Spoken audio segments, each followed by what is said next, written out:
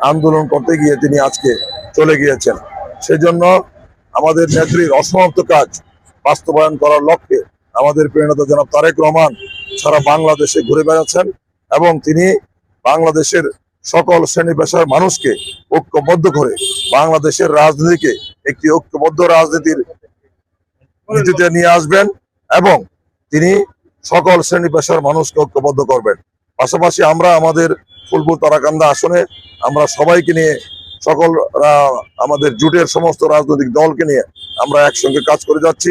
আশা রাখি ফুলপুর তারাকান্দার মানুষ এইবার ধানের শীষের পক্ষে সাড়া দিবে, কারণ আমরা তাদের ভোটের অধিকার ফিরিয়ে দিয়েছি।